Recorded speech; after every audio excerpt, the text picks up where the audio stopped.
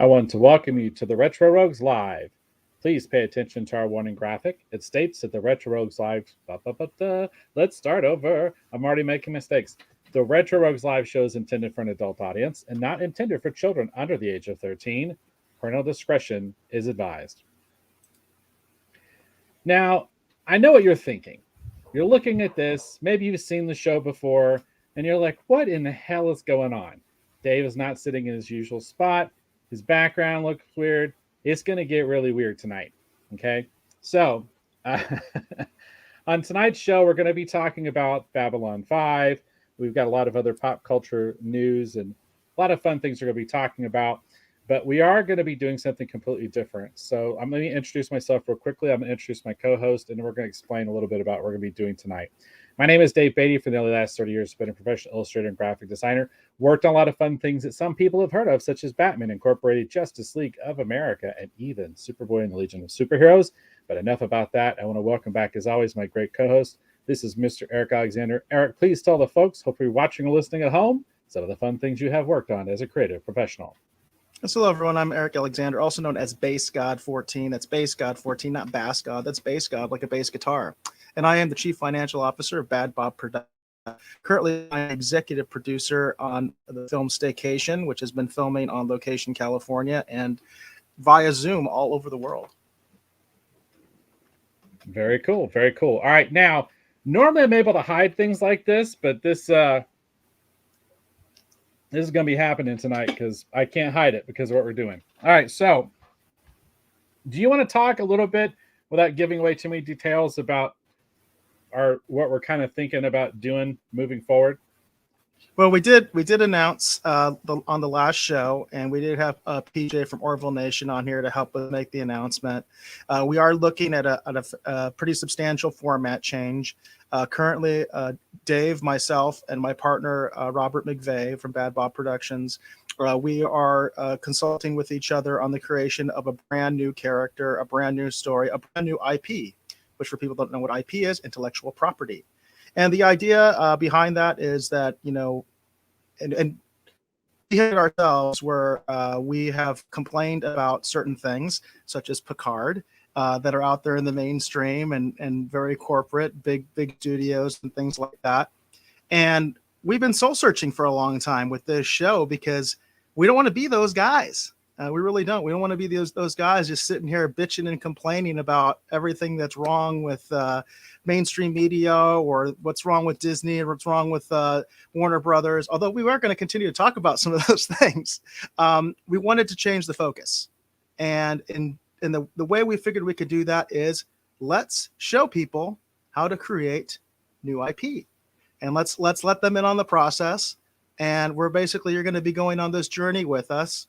We really want to get people, into this idea, because part of what we're going to be doing is what we're showcasing tonight. So we are actually going to be Dave is going to be doing some explaining this. He's going to be doing. This is going to be part of the process, and this right now what we're doing is a test, so that we can show you images of the stuff that we're going to be working on and are working on actually at this very moment. In fact, we had a meeting yesterday, a very productive one, regarding our new project. So, Dave, you want to explain what it is that you're going to be doing tonight? Okay. All right. So let me just go ahead and bring this up. This is the new camera view. This is called the drawing board or the drawing table at the moment.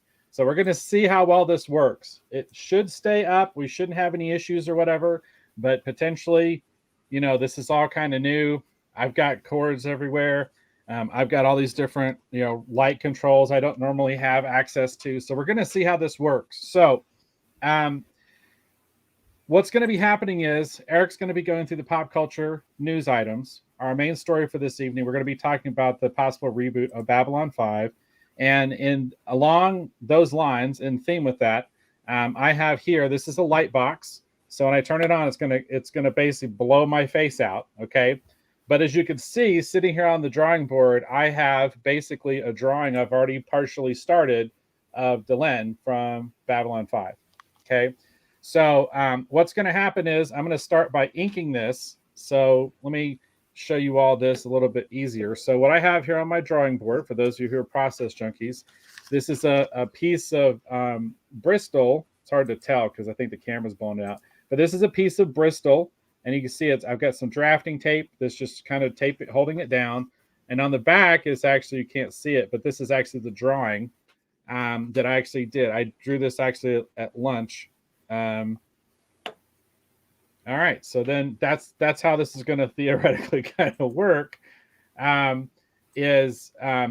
going to just give this a roll and see what happens. So I'm going to work on this drawing at the lens. So what I'm going to do is I'm going to ink it, and then I'm going to attempt to render it in grayscale while the show is going on. And it's a little weird because the camera is in my way.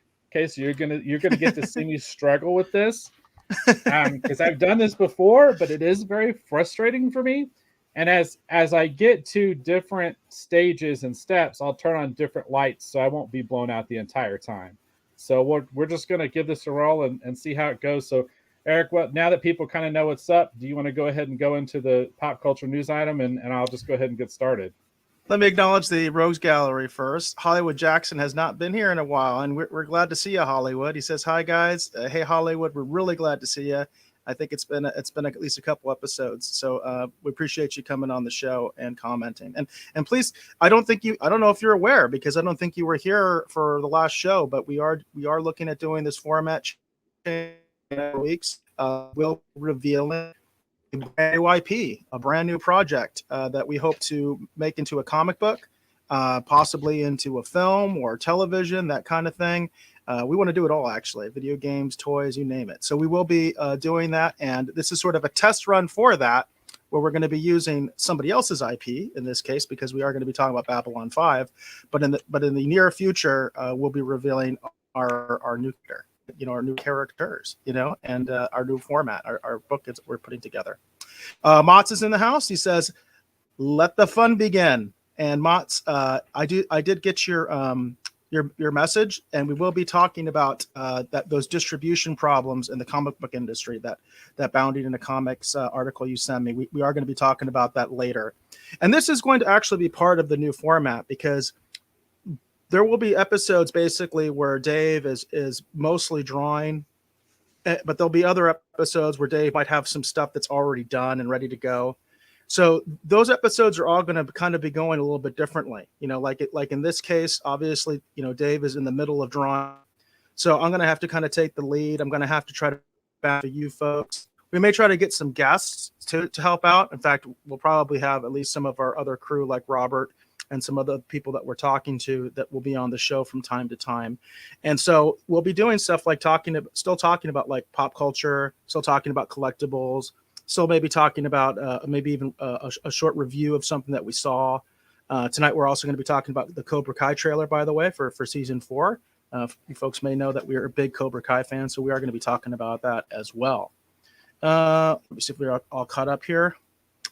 Asia's in the house. She says, "Fair Black Mother in the house, darlings." And we appreciate you being here, Asia. We really appreciate your support. And again, we encourage you all to comment on what you're seeing. I mean, right off the bat, I'm going to tell you, I think that this picture is amazing. When Dave first showed it to me behind the scenes, I was like, you just did that? And he was like, yeah. So, I mean, it's amazing. I mean, it totally looks like Delenn. I am a big Babylon 5 fan. So I know of what I speak. And actually a nice tribute, because we actually did talk about the actress when she passed on a previous episode. We did do a tribute to her. So I think it's kind of nice that Dave chose this particular image of Delenn. So without further ado, let's get into sort of our main pop culture story of the evening.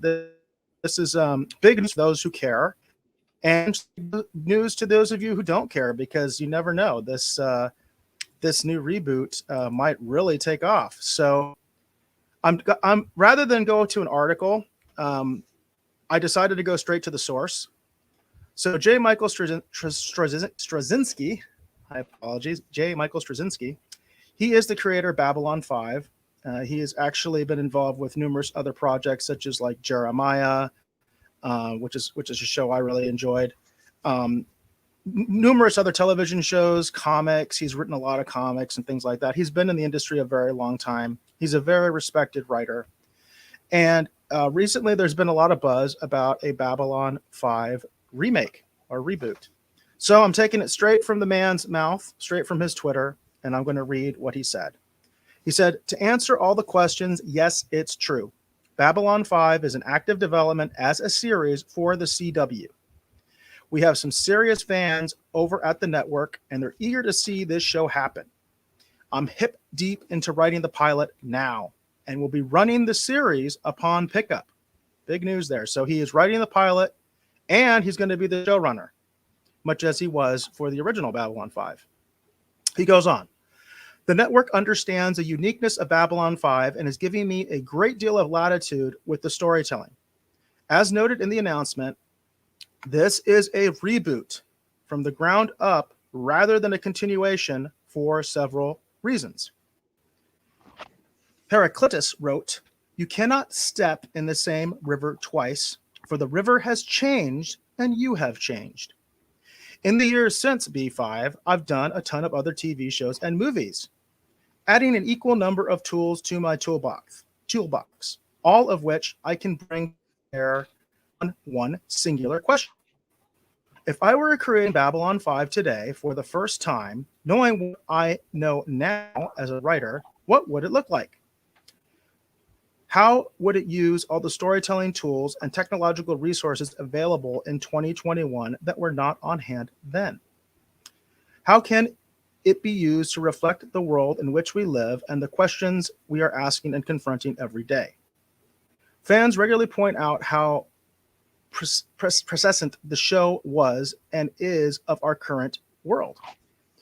It would be fun to take a shot at looking further down the road. So we will not be retelling the same story in the same way because of what Heraclitus said about the river. There will be no fun and no surprises. Better to go the way of Westworld or Battlestar Galactica, take the original elements that are evergreens and put them in a blender with a ton of new challenging ideas to create something fresh yet familiar. To those asking why not just do a continuation for a network series like this, it can't be done because over half our cast is still stubbornly on the other side of the rim. How do you telling continuing story of our original Londo without the original Veer or Tar? How do you tell Cher's story without Delenn? Or the story of B5 without Franklin, Garibaldi, Zach? The original Babylon 5 was ridiculously innovative, the first to use CGI to create ships and characters, and among the first to shoot widescreen with a vigorous 5.1 mix. Most of all, for the first time, Babylon 5 introduced viewers accustomed to episodic television to the concept of a 5-year arc with a pre-planned beginning, middle, and end, creating a brand new paradigm for television storytelling that has subsequently become the norm. That trend for innovation will continue in this new iteration, and I hope to create additional new form of storytelling that will further push the television medium to the edge of what's possible. Let me conclude by just saying how supportive and enthusiastic everyone at the CW has been and is being with this project. They understand the unique position Babylon 5 occupies both in television and with its legions of fans, and are doing everything they can to ensure the maximum and creative freedom the story that bring in viewers while honoring all that has come before. Onward. And by the way, you can actually see my little reaction where I said, wow, this is huge. So folks, for those of you again who care, and those of you even that don't, I'm very curious what the Rogues Gallery thinks of this announcement. I'll say it right off the bat. I have some concerns. In general, I prefer continuations over reboots or remakes. That's just me, because I like having original cast members involved, original characters still involved. Now, Babylon 5, unfortunately, has the very a lot of their cast members have passed. And he did address that specifically as one of the reasons why they are not doing a continuation. And that is something that I can respect. But anybody who knows the story of Babylon 5 and particularly knows some of the events that were supposed to happen in the future that are alluded to in the show, or even actually directly addressed in a few episodes, there's a lot to play with in a like a much, like, if we, let's just say, for instance, if we made it kind of like like Star Trek The Next Generation, we made it 70 years, in the future, in which case most of the cast would be dead anyway. Or even we went farther, 100 years, 150 years, 200 years. So now it's like, yep, the primary cast is gone. You know what I mean? That's kind of what they tried to do in Star Trek The Next Generation, right? Obviously, they had the cameo with DeForest Kelley, so we knew at least there was a possibility that some of the original cast was still alive. But it was so far in the future, it wasn't something that had to be directly addressed. Like, hey, where is, the cast? Was like, we're assuming they're just too old or they're dead, right? Because it's so far in the future. So there is an approach in my mind that they could have gone with that would have dealt with the problem of so much of the cast having passed already. Because I do understand that concern. I do understand that concern. David, I'm curious what you think about that. I mean, just the general idea of reboot versus continuation. Well, I also prefer continuation. I feel like Cobra Kai is kind of the bright shining example of what can be done with a continuation as opposed to necessarily rebooting things. But that being said, I mean, I know that opinions vary, but Ron Moore's Battlestar Galactica reboot was well received with a large segment of the fans. So, and I enjoyed the reboot. I prefer the classic, but I also enjoyed the reboot. So I don't know. I mean, I guess we'll have to see. It depends upon, in my mind anyway, how much they lean into current political concerns and how they decide to address them through the context of the show. But one thing that does give me concern also is there's a line in here. Let me see if I can find the exact one where he's basically talking about, for lack of a better term, contemporizing the show. In other words, this is the argument actually they made for Picard and the way Picard is, and actually to some extent with Discovery as well. So let's see if I can find it here.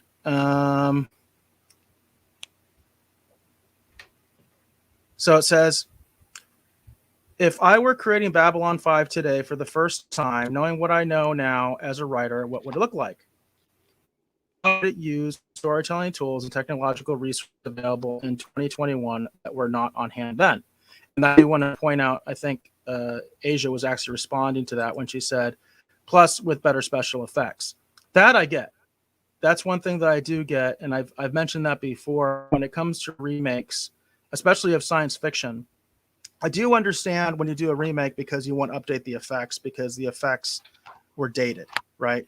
You can't remaster everything like Star Trek the original series. It's just not practical to do so. But I do understand when a remake is done, particularly in sci-fi, because they want to update the effects. And the effects in Babylon 5 are dated. There's no doubt about it. Although I would say the transfer on HBO Max is really good. It's much better than what I saw when I was watching it on Comet, for instance. On Comet, the effects looked really bad when it was broadcasting on Comet.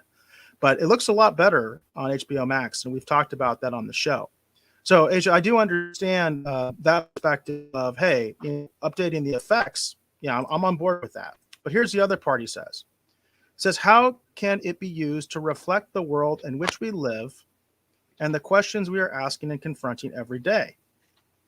And it says, fans point out how the show was and is of our current world. And it says it would be fun to take a shot at looking farther down the road. The concern I have here is this is kind of the same sentiment to some extent. This is the same sentiment that they talked about with Picard. That basically the argument was that because of the way the 2020 is or whatever or whenever verse came out, and our world has changed so much, from so fundamentally from the 90s. Picard has to change too. And of course, in that case, Picard is supposed to be, a sequel. It is supposed to be part of the original continuity.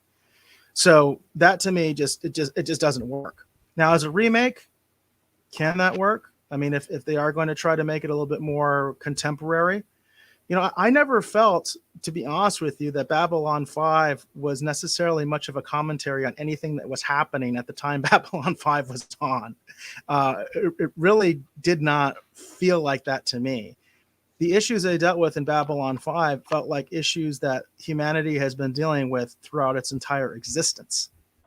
And I never felt, in my mind, and maybe I'm weird here, I never felt Babylon 5 was particularly contemporary. I never felt Star Trek The Next Generation or Deep Space Nine was particularly contemporary.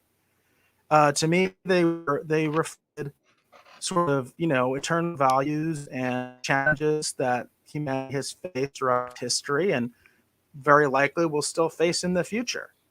So that gives me cause for concern, because I almost feel like it's code. It's code for some of this agenda stuff that gets pushed into a lot of media today. Of course, Hollywood Jackson says we need more Picard. Of course, we always need more Picard. Of course we do, Hollywood. So, Asia mentioned, well, I loved Westworld. I'm sorry. From the music to the technical details, I think they can pull it off. If they focus on the world building they already have, it may be the best thing ever. And the world building is really important for Babylon 5. It actually is probably why I like Babylon 5 as much as I do. It's the world building. I'm a lore guy. I've said that many times on this show. I get into lore. I get into continuity, canon, all that kind of stuff. That's the stuff that I really like.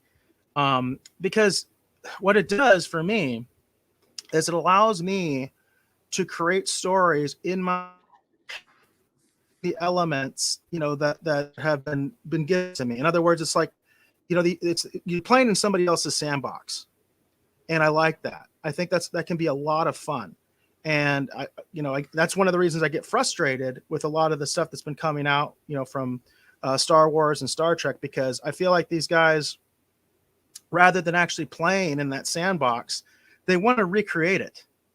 They want to recreate it. They want to completely, do something different. Now, something that's really unique about this situation, I kind of mentioned a little bit to Dave, backstage. As far as I know, and I'd be curious if anyone in the Rose Gallery can think of an example, I am not aware of any creator that rebooted his own show. I suppose the closest thing I could think of is maybe what Gene Roddenberry did with Next Gen, but we don't know if but that's not what this is going to be, right? Because Next Gen is a continuation.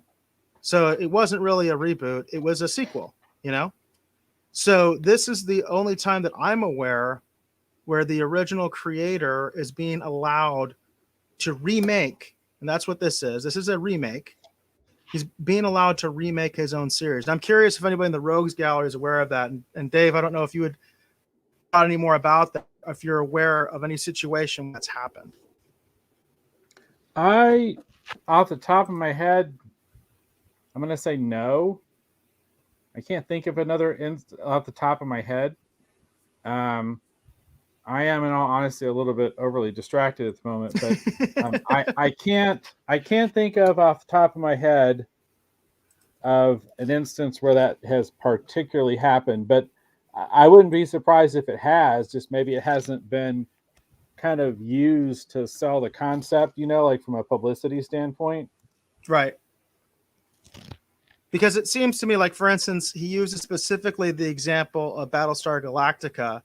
I know what the situation with Battlestar Galactica was that Universal still owned the TV rights to Battlestar Galactica, while the creator, Oh my goodness, I'm having a brain fart. Glenn Who is the Larson. creator?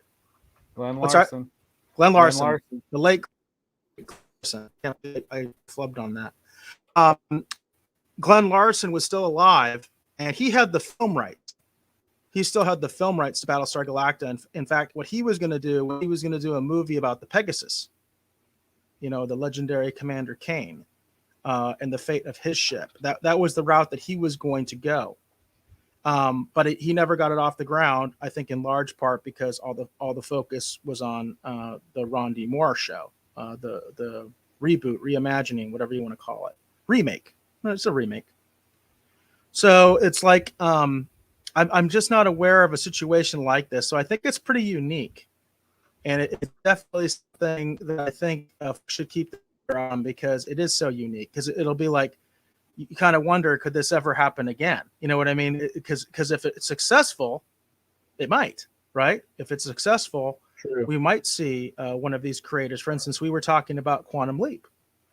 And it sounds to me like the buzz, at least right now, is that if they do bring Quantum Leap back, it would probably be, a continuation of the original Quantum Leap because they would want Scott Bakula back.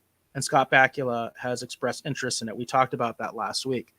So that's kind of a different situation than what this is because, again, this is a remake, but it's a remake being done by the original creator. And I do think that's sort of groundbreaking in a way because, again, I can't think of an example where that's ever happened. And so it's really kind of messing with my head in a way because I'm like, what should I compare this to? Asia says that I am so into canon, I have a battleship. So there is definitely some truth to that. I'm really into lore. I'm definitely into lore. I'm definitely into canon. And what that is to me, part of my philosophy on that is it's continuity. And basic part good writing. And I always say that like canon or continuity, you could use them interchangeably because they are the same thing. Continuity is when you establish something in one shot, you need to make sure that it's still the same in the next shot. That's like making sure you don't, move objects around too much, because it's the same take, so you don't want to, because it makes the audience be like, what the heck is going on? Like people have, a good example is like you have the like disappearing drink, where like somebody is sitting there and in one shot he's got a drink and then the next shot it's gone, even though it's supposed to be the same shot. They're just going back and forth, right? That's an example of continuity. And canon is really just an extension of that. And I feel like the writers that don't like that stuff, which is the current regime for Star Wars and Star Trek, they're just lazy. They just want to do their homework. They don't like this stuff. In particular, the Star Trek people. The Star Trek people have been, pretty adamant. Kurtzman and JJ, they don't like Star Trek. They are Star Wars guys. They have said that. So it's like they don't want to do the homework. And so they'll put in like a little reference, like in Picard, they had a Trodnyak or whatever. And it's like, I know what that is because that's a reference from the original series, but that does nothing to it's just a stupid service Easter egg thing that does absolutely nothing. It's not like we get to see, it's not like Clint came back as the alien. Then that would have been cool, right? That's like, okay, now he's back and you get to see him grown up or something like that. I don't know how that particular race was supposed to work. But it's like, that would have been neat. But no, it was just like they were at a bar and somebody said it. And then, of course, there's some Trekkie out there that's geeking out saying, oh, they said the word Trodnyak. That was from the original series, while the entire show itself was just ridiculous, with Picard's French accent and all that stuff. Oh, my gosh, it was a terrible episode. That accent was so bad. That was so bad. And remember, Picard's supposed to be French. He's a Frenchman. And he had this terrible, terrible French accent. So I do have my concerns based on some of the language that J. Michael Strozinski used. But I am excited for him. I am excited for the possibility of this coming out. I'm cautiously optimistic, I should say. What about you, Dave? What are you thinking? Are you looking forward to this, or are you still on the fence, or what? I'm cautiously optimistic. So I think just because certain things haven't really struck us the way that we might like doesn't mean that this might not be a home run, and it might be really great. So I'm going to err on the side of caution and say I'm excited to hopefully see something really great and amazing and awesome. So Yeah, I agree with you there. So I definitely hope that it's good. But there, I'm going to say it, and you heard it here first. I am expressing some concerns. I am expressing some concerns, at least on my side. If anybody in the Rogue Gallery wants to say anything about this, please do. But we are going to kind of try to move on a little bit. So let's see here. Let me share our next pop culture news article. So we definitely, let's see. You know what? Let's go with what Mott's had brought up. Let's go with that. So this kind of, and this is one of the things that I think, Dave, because of your professional background, almost with your arms tied to your back. So I'm gonna. This is a bleeding cool article, and Mott this to me. Appreciate that. And it says printing and distribution problems hitting the comics industry. It posted September 7th. It's by Rich Johnston. So Cool has already been talking about the manga comic this year, and building the ability of comic stores and bookstores to get stock printed in East Asia into shops. As demand for comic books and descriptions has increased over the pandemic, unfortunately, the print and distributed comic books has been handled. It understands that many comics publishers have received calls saying that they can new editions, large format books, or special items this year. The numbers requested to be printed need to be reduced, and release dates need to be pushed back further. One publisher told Cool that they feel they are or so from such restrictions have an impact on saddle stitched books, standard book stitches. Bleeding was also being printed that have never printed comics before are wrote in to help. Indeed, we're learning that several publishers the book that were to this week just lost press. Expect more delays to bleeding the collector weeks longer than usual, and all others have been pushed till next year. They told us there are definitely supply chain issues across the publishing industry that North America largely impact paper and labor shortages. Since overseas, Asia impacted by shipping and delays. All of this is being exacerbated by increased demand, which is often spiking right before the order goes print, making it hard to forecast marketing consumers are going to need. I've advised that all different publishers' release schedule will be impacted and on relationships with their partners and volume of business. Each comic representatives, for example, have informed me that they have no such issue. But I'm told that as we schedule shifts in the industry to expect backlists to go out of stock as front print jobs are prioritized over reprints. And that is a rapidly developed tool. That idea Comics issued the following: due to the ongoing labor shortage, is taking preemptive measure of moving the Monster Kill Squad 2 through 4 release dates from first week of the month to second. Issue 2 will now arrive Wednesday, November 13th. Issue 3 will arrive November 10th. Issue 4 will arrive Wednesday, November 8th. We anticipate that will not be the last release affected by the ongoing crisis facing printing industry, and we'll share updates on changes as we have them. Comics continue to issue its own warrants and face unprecedented stress on the global chain, affecting all of the comics industry and beyond. At this point, we've been able to keep the shortage with recent notification of COVID-related closure, international freight delays, work shortages, and a severely outdated paper supply. We are unable to continue to manage the situation without disruption. Please know everything to keep our supply through the system until the supply chain begins to ease. Based on the current industry feedback, this situation is likely to continue for several more months. I do have a list of some different dates it looks like have been changed. So kind of interesting because we talked quite a bit on the show about delays in the industry where we're basically moving push back and push back and push back. Dave, you've been frustrated with Gun. You forward that and they keep pushing Top Gun, you know. So, And go ahead. I was just gonna say, Mats was just saying that the sound is coming through kind of bad. It's coming through bad on my end, but I thought it was just my end. How's the sound for We're having everyone some sound else? problems.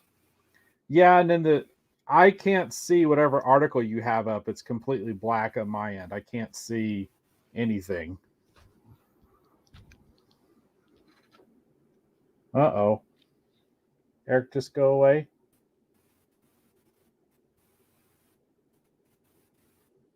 Okay. Can you hear me, Okay. Eric? I think we're having some action problems, and I think it's on my end at this point. Mott says, yeah, my connect sound is through that. It's still coming pretty old. Yeah, it still sounds pretty garbled. I'm showing. Mott says I sound like Max Head, right? Yeah. I'm having trouble. Like for instance, right now, I'm trying to just like mod up, and Yeah. like I'm sitting there pressing, and it's not happening. So what's going on my connection week. Just this that to happen because I did stressed. So oh jeez. Obviously we're to the best we can, but I think it's just my connection is not very good right now because I can't even comment or it. Yeah, Mats is saying the video is bad too.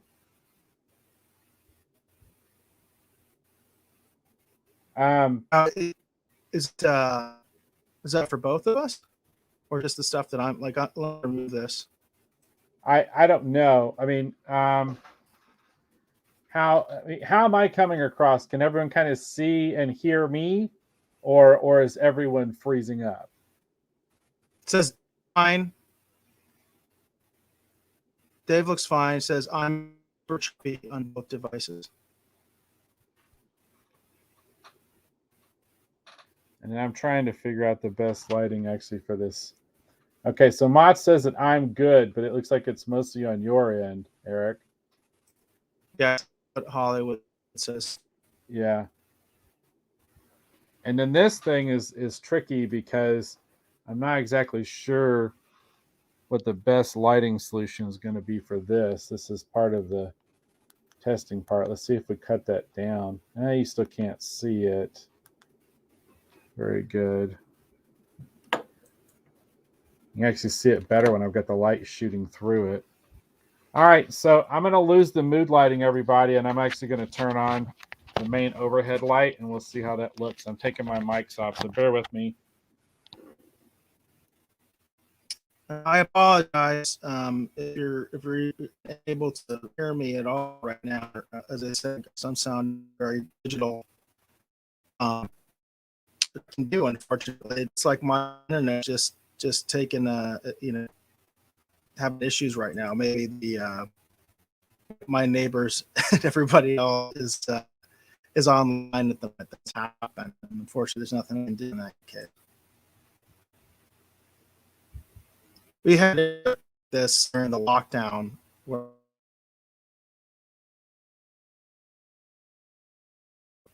very bad one.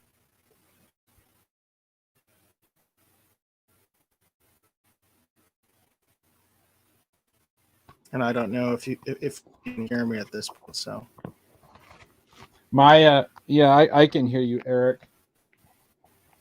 And yeah, it's weird. I can't see. I'm gonna put this drawing up full screen here for just a second, Eric.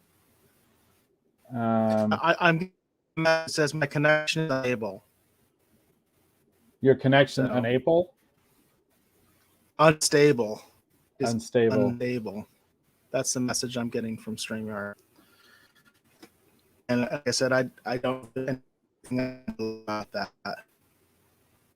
The Wi-Fi problems is just how much I can. Now Asia says that we can hear you, Eric. It's just, I guess it's just a video problem. This drawing looks like garbage, though. I can't get it to focus very good. Maybe that's because the light is too far. No. I think it looks really good, honestly. Yeah, I think it looks really cool. So I'm just trying to get it in frame so we can kind of see it. All right, I guess y'all can kind of see it. It doesn't look very good, but I think it looks absolutely awesome. That looks great. All right, so I am. I'm not sure what we need to do here, Eric.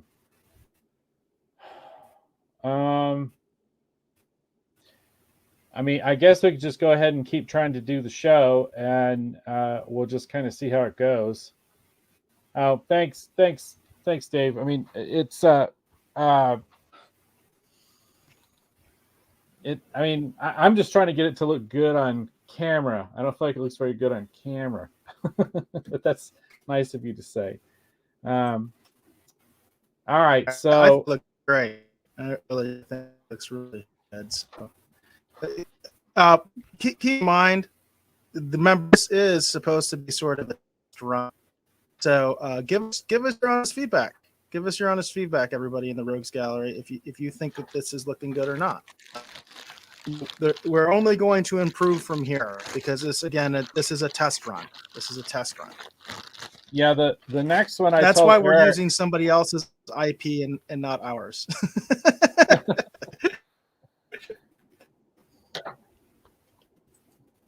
And exactly what Mott said. This is all file.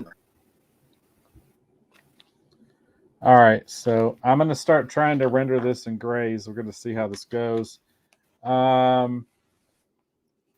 It's the test Kessel run. That's the way to look at it, Asia. All right, so I'm going to keep. Well, I don't. Should I just keep drawing, Eric, or do you want me to try and drive the show a little bit more, or? I think you should just keep drawing right now. I mean, okay. that is the most important part, I guess. Okay. All right. Well, that's what I'm going to do. Then I'm going to keep drawing, and then Asia says, "Keep going." All right. Talk through it. Okay. All right. Let's see here. Well, if people are really curious, I've got a 20% cool gray, and I'm going to go in here and try and base out some of what I believe. And I can see there's some ink spots where I picked it up without seeing it. And I'm wearing this white glove because it's helped keep my hand from like the oils and stuff and whatever from my hand from actually getting onto the paper. I'm not trying to be like super cool or anything. I don't feel like it is very super cool. 20% cool. Yes. That's awfully something nice for you to say, Asia. Hollywood Jackson says, set something on fire. That's one way to go. I'm going to try to be active. I'm going to try to be active in the chat. So they'll make comment chat. So I'm going to try to be active there. All right. Well, I am incidentally, going to... we had a big Babylon 5 fan here. Ambassadorial Wing actually had checked. I don't know if he's still here.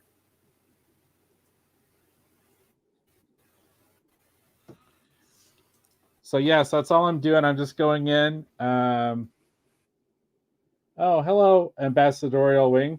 Nice to see you here. Um, glitter glove. All right. Okay, so yeah, I'm gonna attempt to pull this together as best I can. I'm just going to kind of base this out. And again, the reason that we're doing this is because, again, we were talking about Babylon 5 at the beginning of the show, the talk about the possible reboot. I'm excited for it. I think it could be really cool. Asia is saying to moonwalk. Mm-hmm.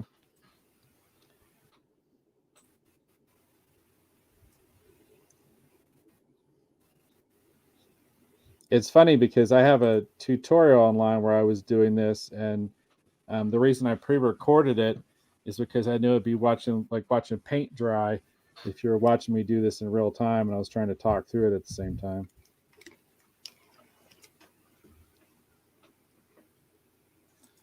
So I did reference images of Dylan when I started on this, and I at this point I have absolutely nothing I'm looking at. I'm just trying to pull it together in my own mind the way I want it to hopefully look. Yeah, the funny thing is we didn't really intend for this to just be sort of like a drawing demo video. The original idea was that we were going to continue to talk about pop culture news, but we're having some internet connectivity issues, which is forcing us to make some changes. So let's see here. And I am kind of making this up as I go along. Ambassador Wing says, personally, I'm very excited for the reboot. Being a long time B5 fan, I see this as a win. And I could totally see that. And totally see that. Like I said, I'm excited for it too. I think it could be really, really cool. And then let's see. It's a really good. Oh, well, thank you. I try. Let's see. Asia says, my daughter Mary says hello. She draws too. Oh, very cool. Dave, can you hear me any better at this point? Yes, I can hear you better. Because I noticed that I'm able to work the control room now. Before I wasn't even able to change the comments, and I've been doing that. It seems to be working. All right. Folks in the Rogues Gallery, if you can give me some feedback as well, if you're starting to hear me a little bit better. But I have to say, I like the way that this is working out in a lot of ways, Dave, because I think this looks awesome. If again, folks, please be honest. This is a test run. This is the first time we're kind of doing this format. So let us know what your experience is, if you know how this is looking. I realize having the odd problems on the end, but let us know. This is the time to let us know, because we want to make this process better. You know what I mean? We want to perfect it. Hollywood says, you make it look easy, Dave. Dave just makes it look so easy. No, I don't. But that's nice. It is the truth. I mean, that is absolutely the truth. I always think of this. Go ahead, Eric. Ambassador Wang, who really I respect in terms of the Babylon 5 community. He is a huge Babylon 5 guy. By the way, he does his own great content as well. He has his own channel, and he says you've got the design of her crest right, and if Ambassador Wing is telling you, got it right.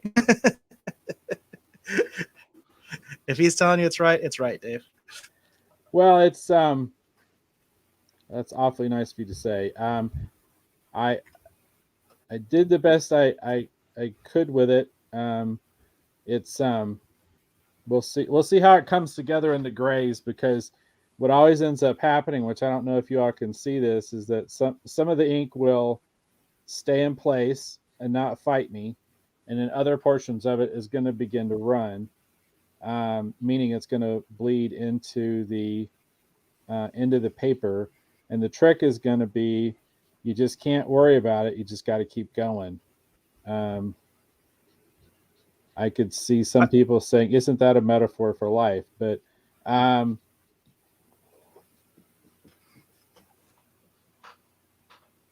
so we'll see how it comes together. Yeah, I have to say this is so cool.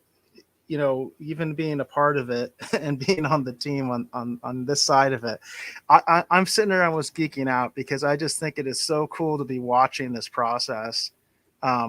Because there's the old joke, right, Dave, of that inking is tracing, right? That's from Chasing Amy, I think, right? Oh yeah, yeah. The and there is that joke, I know, in the industry, but when you see it, when you see the how much more the inking adds to the original sketch, which, by the way, the original sketch was done by Dave as well. Keep that in mind, right? Yeah, I So, did the whole thing.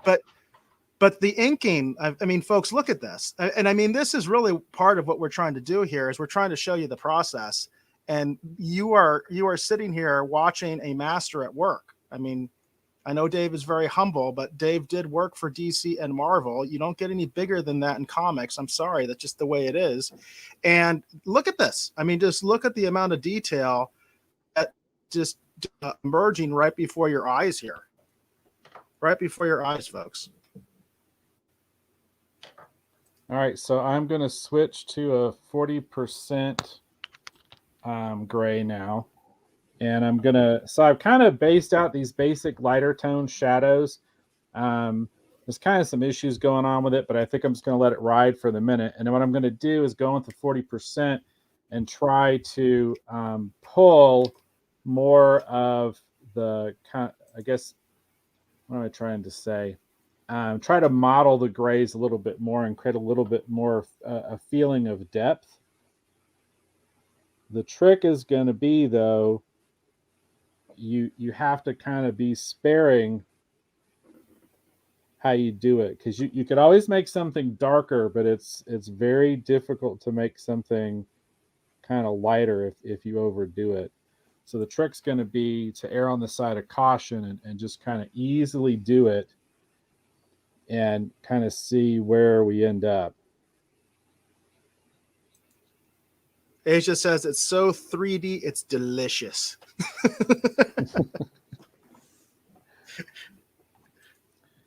And then I'm about, and it is. It does. It is amazing how much the inking does make the picture really come alive. And now what I'm doing it is does.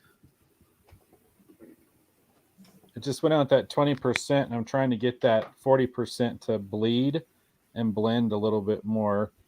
And I kind of like my colors to kind of have a little bit of an animation cut feel. I think those of you that are familiar with my work have probably clearly seen that. And it's weird, too, because I didn't mean for that to... There's already some spots I'm not really happy with, but it's just how it goes. Because I'm not really as close to the art at this moment as I normally like to be, because of the literally the camera's in my way.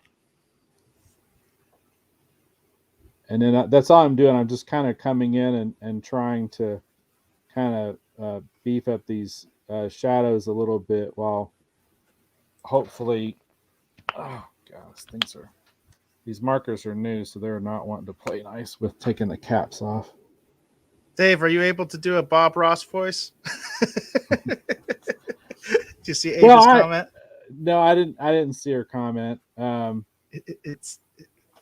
don't watch enough Bob Ross to do his voice.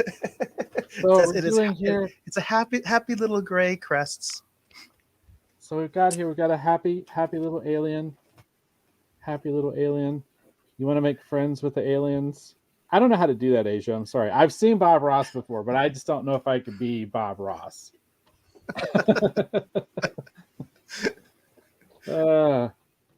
So we just got like a happy little alien here.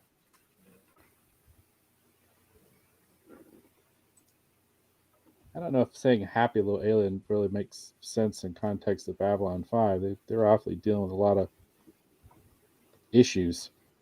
Yeah, Delen's a pretty deep character. I mean, Yeah, Delen is like, seriously.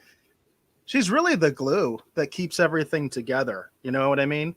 Because Sheridan ends up becoming the president, the leader, and of course, when he takes Babylon 5 independent.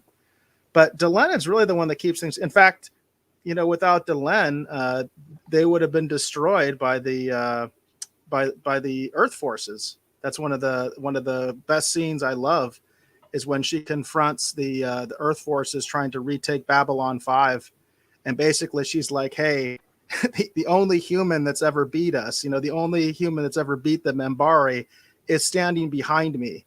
You are in front of me." And I love that line because it's like, then they leave. They're just like, "Okay, we're out of here," because of course the Earth Membari War went very badly for the Earth. The Earth would have lost if it wasn't for the twist that happened. And I won't tell folks that in case you haven't seen Babylon 5, but there is a twist to why the Membari surrendered during the Earth Membari War, because they were winning. In fact, they were about to destroy Earth when they surrendered mysteriously.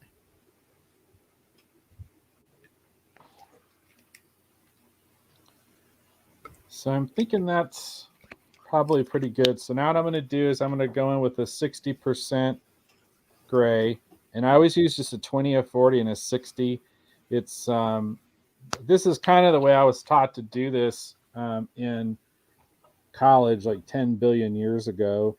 It seems like, and the whole gist of it is, what was primarily used for was actually a rendering for advertising. It was just supposed to be sort of like a quick, simple way to pull something together, like if you were having a presentation or a pitch meeting or something. That's what it was primarily intended to be used for.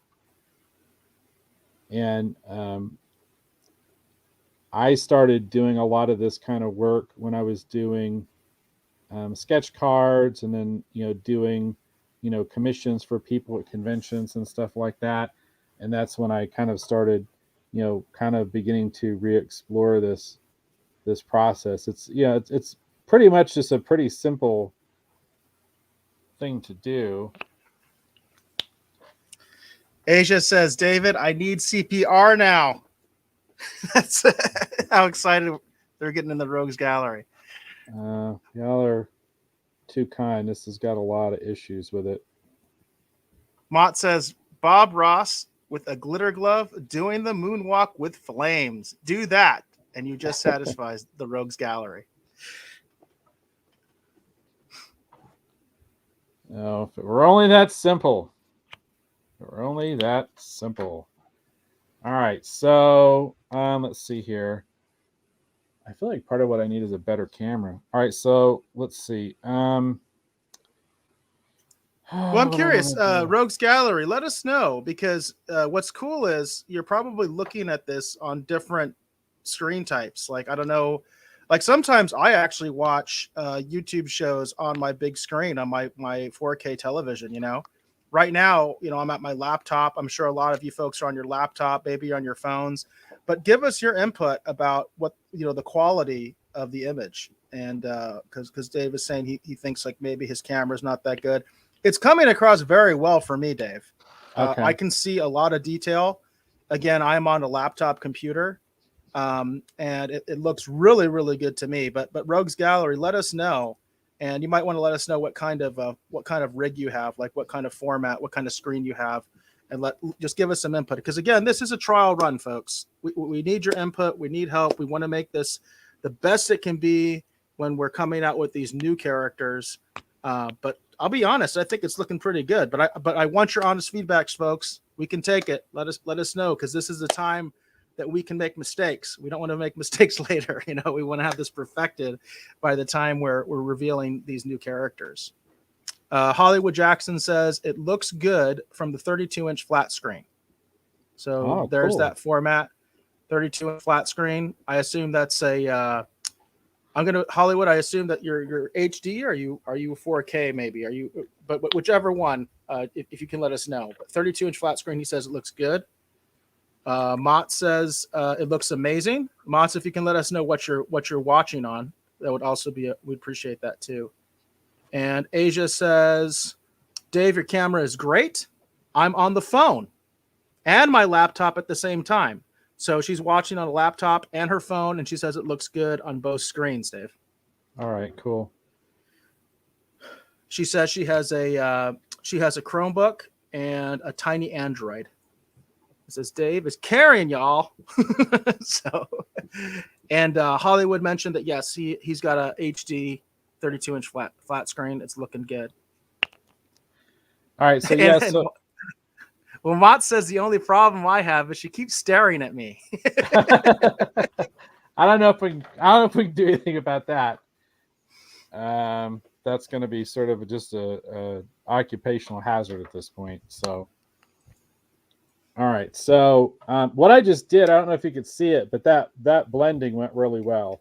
So I had the 20%, I had the 40%, and then I went back over it with the 20%. If you see, it did a really nice kind of subtle gradation. And that's kind of what you want to have. Now, there are areas in here that are deep shadows that I'm going to fill in with black, but I haven't done that yet because I want to wait till I'm much further along in the process. The reason being is because it will bleed into the markers. So I'm intentionally trying to kind of stay away from that at the moment. And then I'm doing the same thing here too, kind of quickly, lightly, kind of going over that. I don't know if you can see it, but that's what it does. It helps to gradiate it and blend it together a little bit more. And I'm just using the 20% and just going over it. And then you got to be careful because sometimes it'll look good, and then other times you can overdo it and it'll look really, really bad. And part of knowing the difference between the two is just doing it enough that you kind of get a sense of it's time to back off or time to maybe put a little bit more into it. Ideally, what you want to do, which these are all brand new markers, but ideally what you want to do is have some used markers that are kind of a little bit spent and kind of burn out, because those are sometimes the best ones to use actually to do kind of blending and do more subtle effects with. Yeah, it's looking really good. Mott mentions he's got a gaming monitor, 32-inch, and it's looking good on his rig. Cool. And then Asia says it's blended so well they'll serve it at Starbucks. You're killing me, Asia. And Hollywood said it looks like Hollywood also checked out a 60-inch curved screen. He says it looks good on his 60-inch curved screen too. Cool. Thank you, everyone. We really appreciate your feedback. And Asia, I hope that you're continuing to heal and feel better.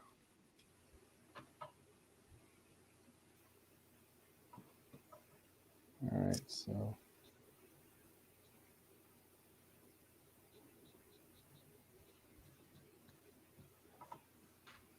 All right, so we're going to stop messing with that corner right there, because that's where I could potentially get myself in a lot of trouble. All right, so I'm feeling like I feel like the face and everything is looking pretty decent. So now what I'm going to do is I'm going to focus on her clothing. I did simplify it down actually from her actual, attire that she wore in the show, just to make it a little bit easier to render. How are we doing on time? We're at an hour. I better get moving. All right, so I'm going to start trying to go a little bit faster here, which is always a mistake, but we'll see how this goes.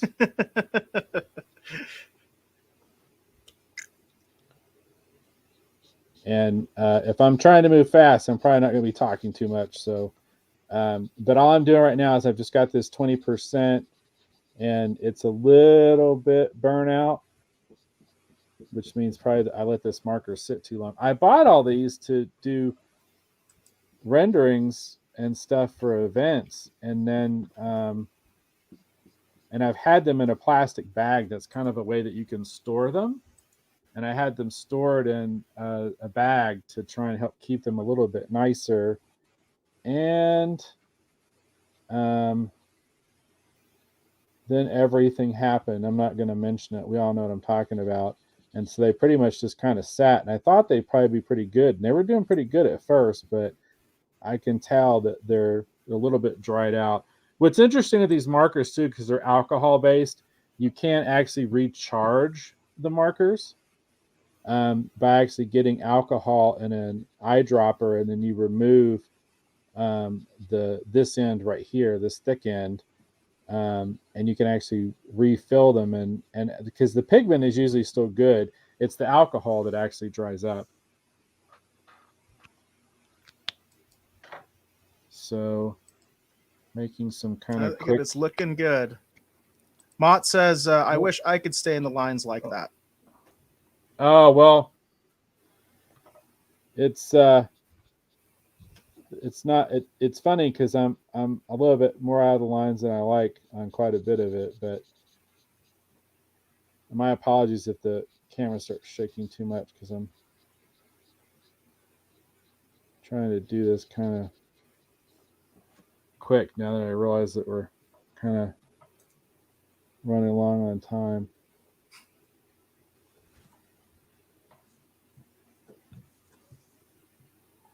It's interesting how dark that 60% looks on camera.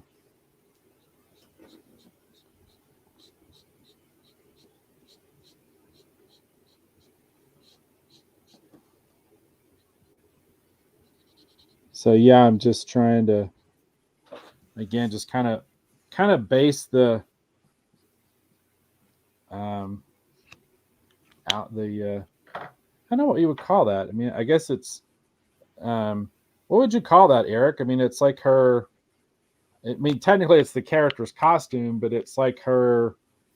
I don't know. What would you call that? Not in Babylon 5 lore, but I'm thinking more like, is it her? Like, I don't know. What am I trying to say, everybody? Can you tell I'm tired? Are you talking about her uniform? Yes, her uniform. robe? Thank you. I wasn't sure her if it would robe? be like uniform or like Well, I would probably say, or I would say probably robe, because remember, she's from the religious caste. That's right. That's right. She's from the religious caste. So, I would look at it, like a monk's outfit kind of thing, like a monk's robes or something like that. Right. I think that's definitely what they were going for. Because yeah, she is religious caste. There are three cases for the Minbari: the religious, the warriors, and the workers. Those are the three castes of the Minbari. And my dogs are starting to bark. Apologies, everyone. Yeah, Asia says it looks like a robe. Yeah, robe is another good description. Yeah, a robe. Well, I just didn't know if there was like a. I don't know. I don't know what I'm trying to say. Well, the Rogues Gallery has some sort of weird discussion going on about alcohol, and I think I missed something. So, well, I'm talking about using it to refill the markers. I'm not talking about anything other than that. So, because Hollywood was like, booze? Now we're talking.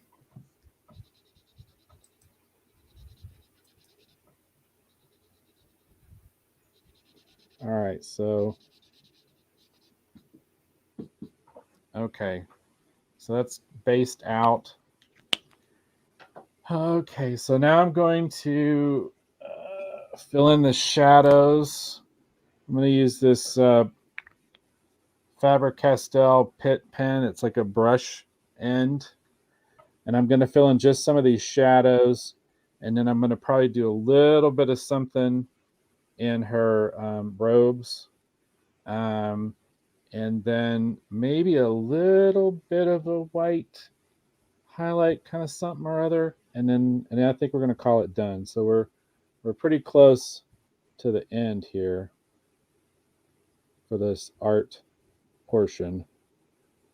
And already that didn't do what I wanted it to do, so we're already going to just fudge it, just leave it.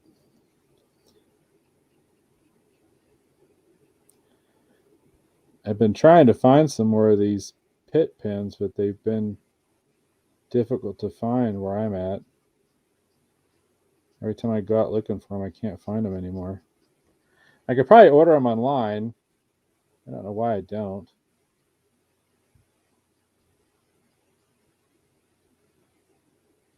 All right. So, Do you have a big art supply store up there in Prescott? we have an art supply store. I primarily end up going to like Hobby Lobby and stuff because it's closer, or even Michael's. And they used to have a better selection of stuff, but it's kind of thinned out a lot. Um,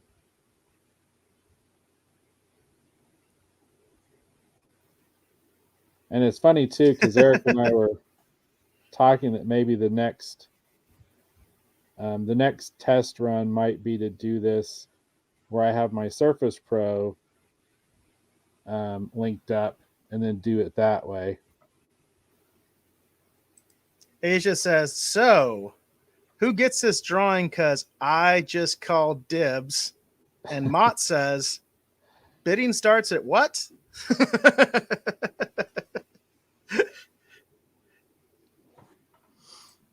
and Asia says, I'm at $20. Well, that's not that's not the point of this, but y'all are awfully nice. So, okay. So the irony of it is, I think it looks much better in person than it does on camera. So I think it looks excellent on camera. So trying to think if there's anything else I want to do, or if I just want to leave it.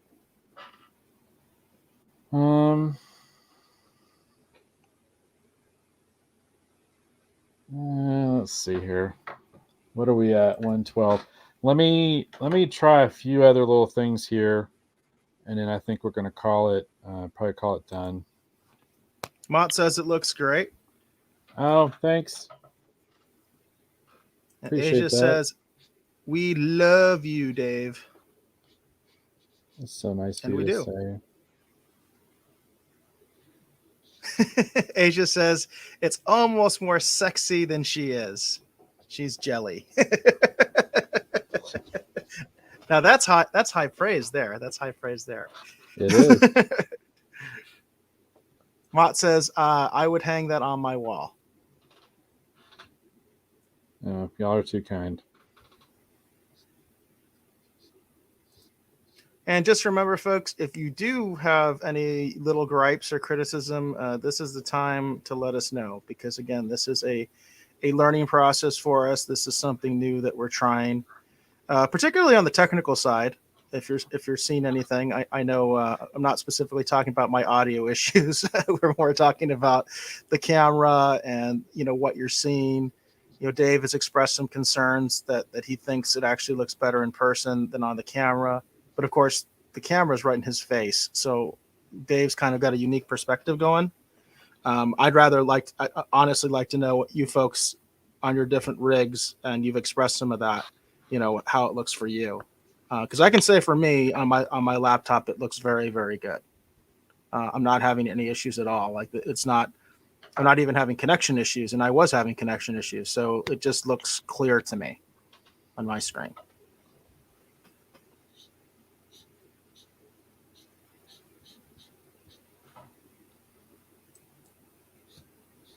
One thing I will suggest, Dave, for next time that's coming across my mind is we should have had a picture of how it looked originally, so that at the end we could show them side by side. Oh, That's well, one thing that I just thought of. We can still kind of do that here towards the end.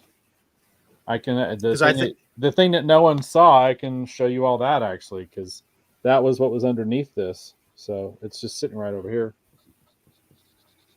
Because I'm big into process. I like behind the scenes, obviously. So I think it's really cool to see how something started and then how it ended up. And then the fact that people have been able to actually watch you do this, I think it's kind of neat to have that contrast. Yeah, see, there's that. Stuff's starting to bleed, so it is now probably officially time to maybe think about stopping. Asia says, well, it looks great. I can see it perfect.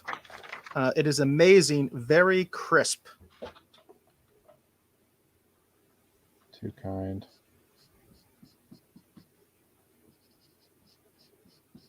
And Asia says, he had it on the light box. I caught that because I'm gangsta.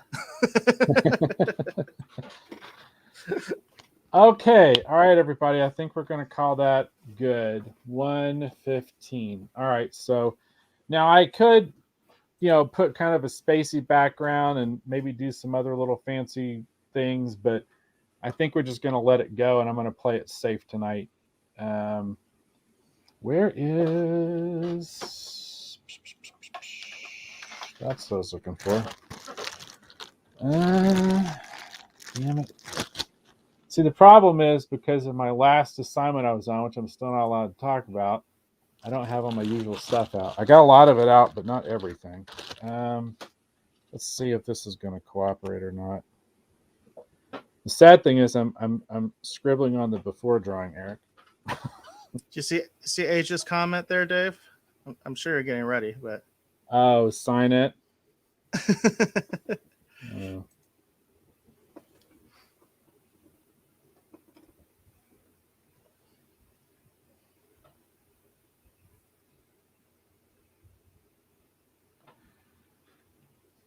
I'm just doing a little bit of something extra. This is just where I get myself in trouble, but I'm going to do it anyway.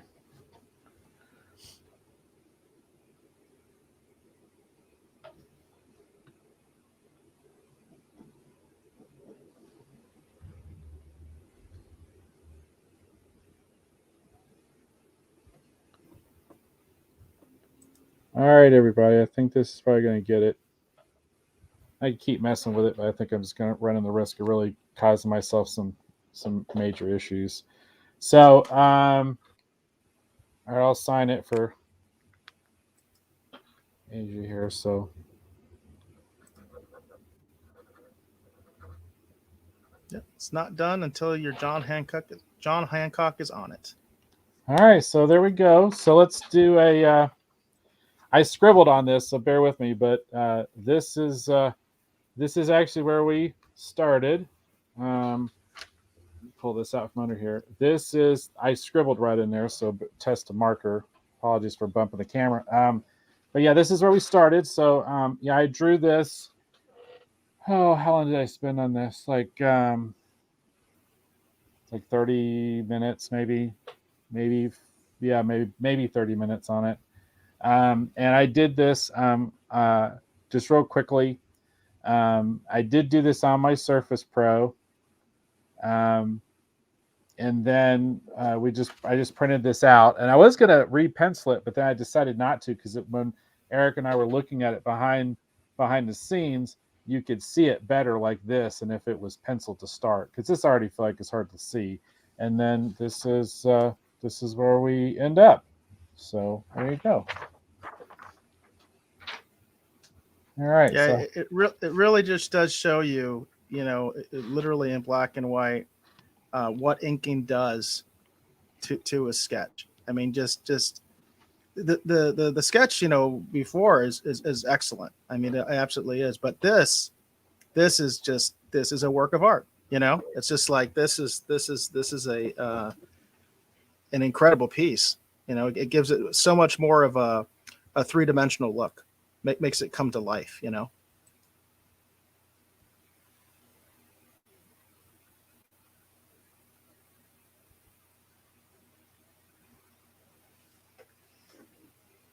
Really an awesome looking piece.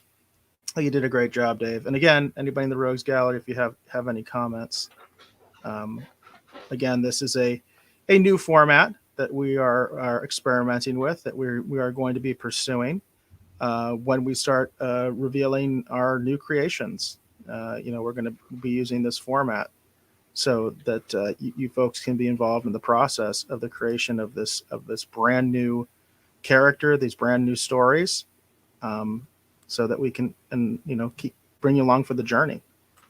Asia says Dave is the greatest of all time. Hollywood says awesome, Dave. And it's funny because I did think this. I was thinking this, Dave, when with the original image. But Mott says we need a Dave Beatty coloring book so we can play along during the show. but the original sketch, I definitely thought coloring book. That's exactly what I thought. With the original sketch was I thought coloring book. Yeah, it would have worked for that for sure.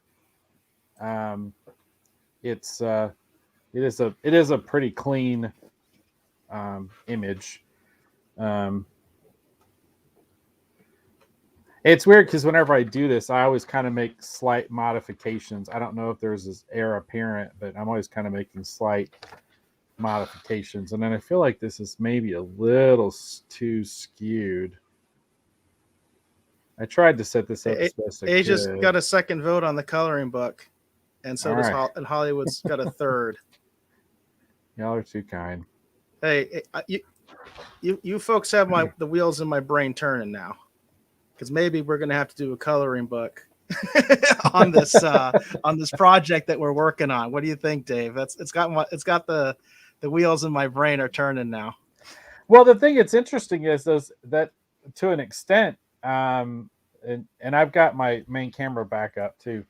To an extent, we're not showing that stuff yet, but there are designs that have already been started. That's what we were really discussing during a business meeting, is like what kind of colors, and that's what I was saying I was going to do. I was going to go in and just kind of color it up like a coloring book. So it's kind of funny that people are saying that. So, but if the people want it, we will give it to them. So yeah, that's what it comes down to. Right. It also, right. I'm just thinking and out loud, and this is part of the whole process of our new format, is for you folks to kind of be in on these discussions that Dave and I are having like live. I'm wondering if you had that sort of in mind, with your original sketches as you're going through the process, could you almost do two things at the same time? You know what I mean? In other words, because you have the original sketches, like in this case, right? And if you knew we were going to keep them for a coloring book, would you be able to sort of kill two birds with one stone as we're making the comic? Yeah, you can. I mean, all that would just be required is just to maintain, the black and white art, and not flatten it necessarily. It could be done. That'd be a neat perk. Don't you think that would be a neat perk? Yeah, it would be. Yeah, for those people who are, that are interested, sure. So I think you folks just gave us an idea here. You know what I mean? That maybe we can explore this, because it seems to me, as we're having this discussion, that we can kind of kill two birds with one stone. So as we're doing the comic book, we can also be keeping these images, the original images, for a coloring book. And that could be a perk in our crowdfunding campaign. That's totally doable. And they were doing that at one point. I know with the DC books, they were taking splash pages and certain story pages and different things and isolating them and then reprinting them as coloring books. So, yep, I think that's pretty cool. Asia says, I got markers. Adults use coloring books to relax, and I have heard that quite often. The adult. It seems to me that it's kind of past its peak. I don't know what you think, Dave, because I remember when adult coloring books were really popular. And it seems like it did kind of peak a little bit, but obviously it's still a thing. And then of course there's also kids. We're I don't know if our project is really geared towards kids, but it's probably not. Yeah. I mean, but it's at the same time, there is a market for it. There's no doubt about it. There is a market for coloring books. So, and Hollywood says, color by numbers with Dave Beatty. I remember those. You remember the color by numbers? That's pretty. Yeah, I did too. I kind of wish I still had one of the ones I had when I was a kid, because actually my mom ended up painting it because I got frustrated, and she actually painted it, which my mom hasn't been here tonight, but. I thought it was really neat because it was Luke Skywalker from Empire Strikes Back, and I always thought it was really kind of cool, and it was kind of neat because she painted it, you know. And I wish I still had it. I had it, I know, prior to the flood, and then after the flood, when I moved, I didn't have it anymore. But I don't know what happened to it. I don't remember it being destroyed in the flood, but I just don't have it anymore, and I wish I did. Yeah, it's a shame. That's a shame. But I do Yeah. remember those color by number things.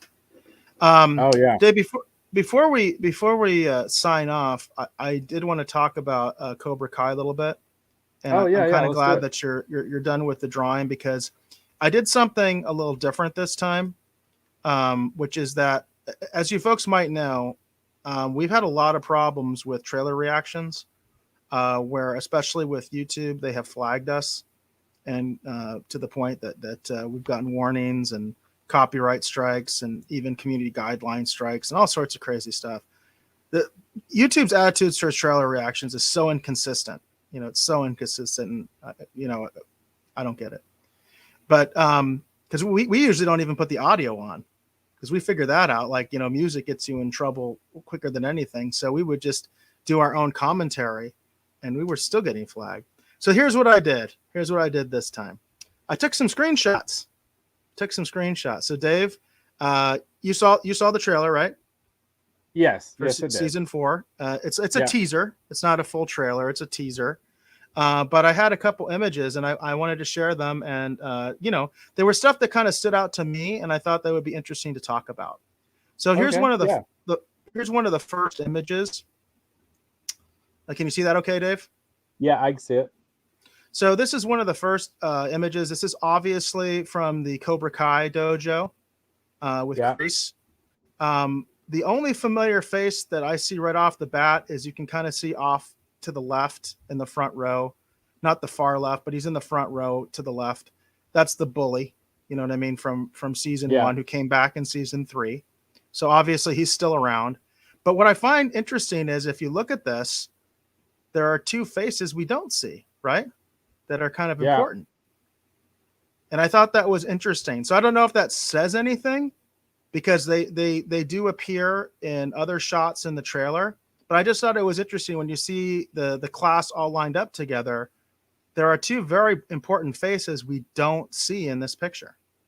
Did you notice that when you saw the trailer? I didn't notice it at first, but now that you point it out, yeah. So I thought that was interesting. Here's, of course, one of the other establishing shots does show Daniel and Johnny together, obviously at Miyagi-Do. And this I thought was interesting. So we've got Johnny, exercising balance. Yeah. Did you catch this one? Yeah, I did. I thought it was pretty interesting. So, yeah, the idea of those 2 trying to train each other without killing each other, that's going to be interesting. Yeah, they in the trailer, they show the contrast pretty quickly, that, Daniel's trying to be like all diplomatic and kind of like, like Miyagi, kind of wise, and Johnny's right off the bat, no, we're going to kick their asses. You know what I mean? That's Yeah. And of course, this is more in line with what I would think with Johnny doing the crane Yeah. there. Yeah. And I'm sure in a mocking way. Yeah. I do like this shot. I think that's pretty cool. The showing Johnny doing the crane technique. I dig that. Now here's an image that you may not have even seen. I had to go back and freeze frame this to find this image, but I thought it was really interesting. And I don't know if you noticed this. Did you notice this image of Hawk? No. Do you see what he's doing? It looks Or like what do you interpret? What do you interpret he's doing? I interpret it as he's attacking that kid. And the kid looks smaller than him, doesn't he? Yeah. Yeah, he does. It looks like it's at school. That's what it looks like to me. And it looks like he's bullying this kid, don't you think? That's what it looks like to me. Yeah. And I don't know if this kid does not look like Cobra Kai to me. He could be. They have some smaller guys on both teams. I know that. But Hawk looks like he's towering over this guy.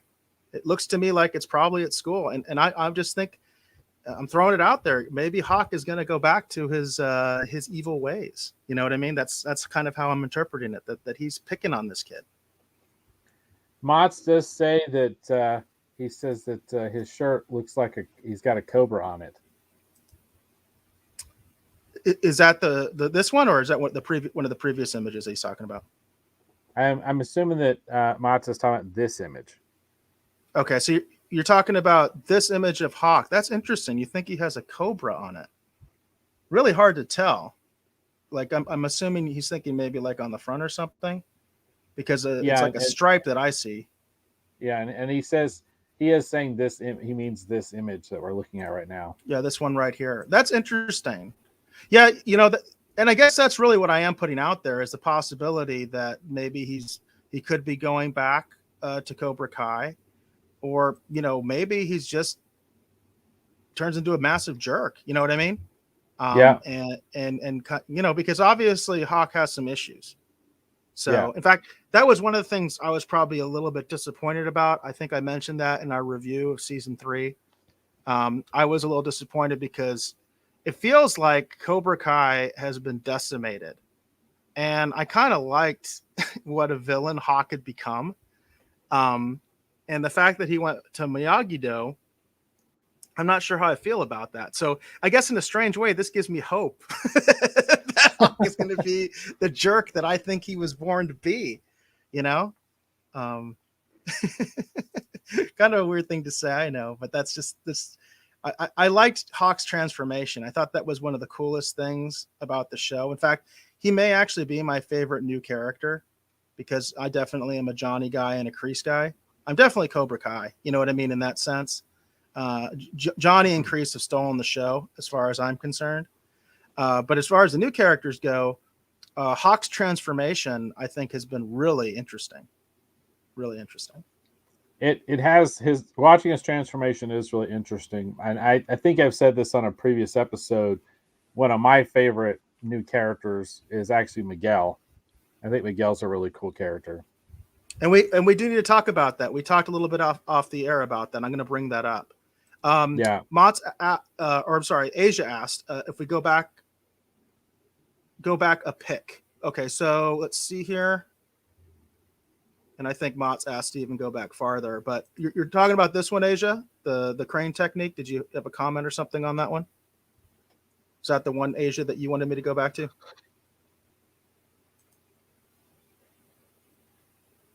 it's interesting because Daniel's got the catcher's gear on. It looks like that Miyagi was wearing. Oh Remember yeah, he was learning how to do the throw the punch. oh yeah. Concentrate, focus, whole body, one each. So I don't yeah, know it's if we gonna I don't know if we lost Asia. I thought that was the pick that she wanted. Let's go to yeah what Mott's wanted. Mott said, "Go. Can you go back to go the back to the first pick?" first picture. So Okay. let's go back to the first one. I hope this is the shot you're talking about, Mott's. Did you have a comment on this one?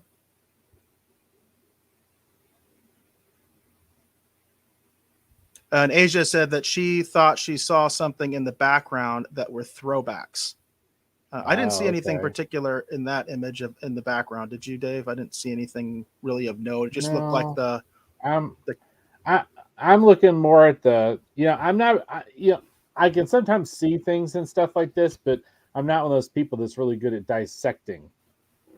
And then Mats is saying he thought that the kid that Hawk was attacking perhaps was actually in the class. And yeah, I don't see him either, Mats, but that's a good thought because I actually was curious that, about that as well. that's good that you pointed that out, Mott's, actually, because that's part of why I was saying, like, yeah, that kid does not look like he's a Cobra Kai. He looks like he's just Yeah. some random kid, which again gives me hope that Hawk is turning evil again. It gives me hope. And so there's another image here. This is actually Johnny's son. He's dancing, but I couldn't tell who he was dancing with. Did you get anything on that? Did you even notice this scene, Dave? I didn't take particular notice of it, and no, I'm not sure who he's dancing with.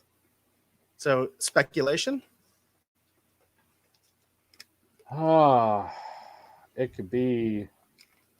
All kinds of people. Could it be Tori? Could it be someone new? I mean, could it be I could Samantha? see I could see it being Tori because we saw the two both of them were still back at Cobra Kai with Kreese, so they could potentially get together. I mean, they both kind of have scores to kind of handle with their significant others. I mean, Tori's probably going to be looking to get back at Miguel, and then vice versa with Robbie trying to get back at Samantha. You know, Mott's points out the leopard dress. Is that a clue? Could that be yeah. be a clue to their identity? And that I didn't even think about that, and now I am thinking about that. Like who might embody that a little bit? It doesn't seem to me like Samantha necessarily would. No, but I could see it being Tori. But that's what I'm saying, like, because there's that bad blood because of what happened last season. So, it could be the two of them going out in the town trying to, rile up their significant others, and maybe they might wind up hooking up. So, and apparently the Rogues Gallery, according to Hollywood Jackson, they all think that I'm obsessed with Dancing with the Stars. Asia says Eric just watches too much Dancing with the Stars. I actually have not seen this season of Dancing with the Stars, just for the record. I haven't seen any of the episodes. I have watched the show from time to time, but I can't remember the last time I actually watched that.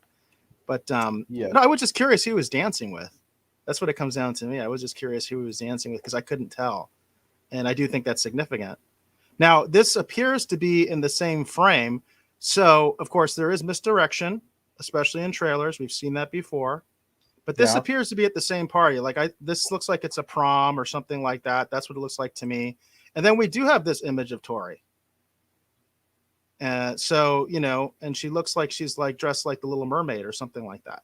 So maybe it's like a mermaid dance or something like that, I actually like this look for her, by the way. I thought that was really interesting, but it went by so fast. I wonder if you even saw this, Dave. I didn't even notice it, to be honest with you. And I like Tori. I think she makes she's an interesting character. Oh, and then Mott's got an interesting observation. He says leopard equals cougar. I like that. So an older woman. That's interesting.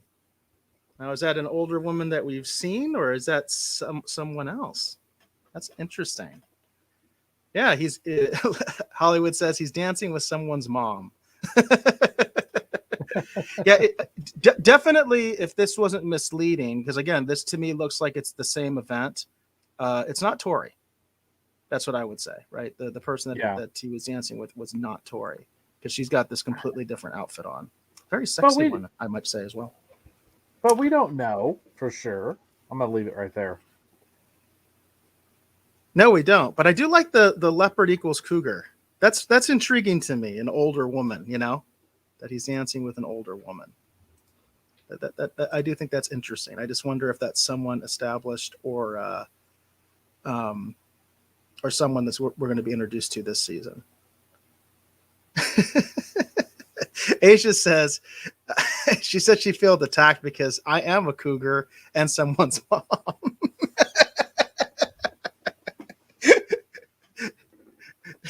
I don't think anybody was trying to single you out there, Asia. And then I think this might be a little bit of a typo, but David Watt says Elizabeth Shue. She says would be funny. I don't know if he means fuming or funny. Okay, I think that would be funny if it was Elizabeth Shue. I don't know if they would bring her back to be. Gosh, what is his name? What is Johnny's son's name? Robbie. To be Robbie's love interest. Now that would be major soap opera, wouldn't it? It would be the son that starts a relationship with this dad's ex-girlfriend. That would be a lot, man. That would be a lot. That would be pretty neat, though. I have to say, because it does feel sometimes. Cobra Kai does feel soap opera-ish sometimes. You know what I mean? It's totally. I've said that before. That, in all honesty, whether people want to admit it or not, sometimes some of the best comic books is basically melodrama with action set pieces in between. Yeah, there you go. Yeah, there's definitely a lot of melodrama, right? Yeah, definitely. Yeah. And then Hollywood Jackson says, "I love cougars," and he needs that on a shirt. There you go. Oh, that's great. All right, now, okay, let's see, I've got two more. All right, so All this right. is another one where I was just like, kind of like, who is this? So, have we ever established to your mind anybody being a gymnast? Have any of the previous characters been established as a gymnast? No, I don't think so. I mean, um, they've all done very acrobatic things, but I can't. And you never know too. This could be not just a gymnast thing, because because we in the original we did have those cheerleader, kind of sequences. I mean, they didn't delve into it too much, but Well, they've got the um, apparatus. This does not look like cheerleading. This is definitely gymnasts, no, and but you can see the balance beam. You can see the which is generally for a female apparatus, and then you can also right, see the bar that's set up in the male configuration, because the bar for the women, it's two. You know what I mean? The men, it's yeah, just the one.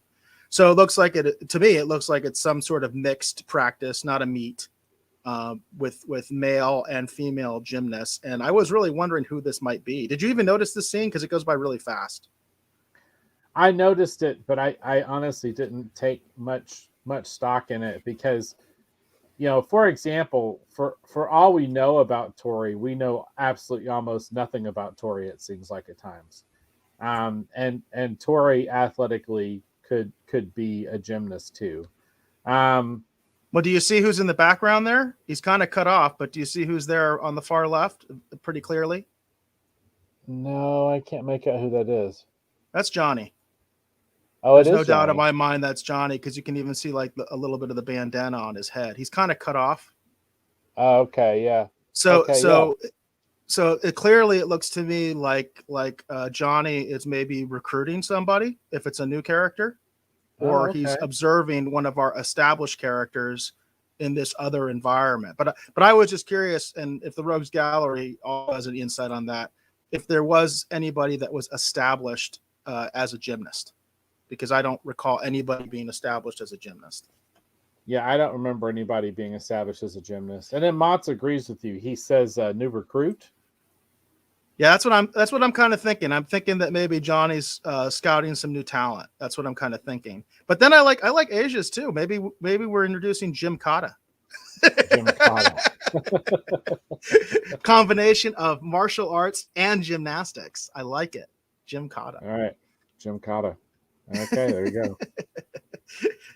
I still, one of the shortcomings, we've mentioned this, Dave, I've talked about it, and I think you've agreed with me to some extent, was I really would like to see MMA represented in this, because there is that rivalry between traditional martial arts and MMA. And you talked about, I think it was actually like a deleted scene, right? Where Johnny, when he's first bringing Cobra Kai back, he actually tries to recruit like an MMA guy, and they actually get into it a little bit. And Yeah, I he was like, does. It's like some guys who do jujitsu and do MMA, and he's basically standing right outside of their school, trying to recruit their students as they're literally going into the training facility or the dojo.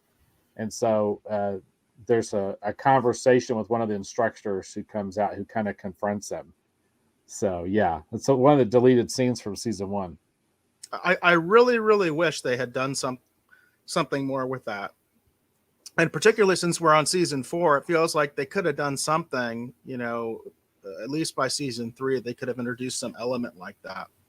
Yeah, But they went the way they went, and I still like it. I just think that it's a missed opportunity. Nothing's perfect, right? Hollywood yeah, Jackson says this might be the flexible cougar. So it could be, it could be the flexible cougar. actually, that makes a lot of sense, doesn't it? Because in a way, and you think about the way trailers are put together, um, the leopard, the mystery leopard woman, we'll call her, she was bending back the exact opposite way. Now we have this character bending back, towards us instead of away from us. You know what I mean? Right, right. So that could be the same character. could definitely be the same character. You never know. I kind of like that. I think that's an interesting interpretation.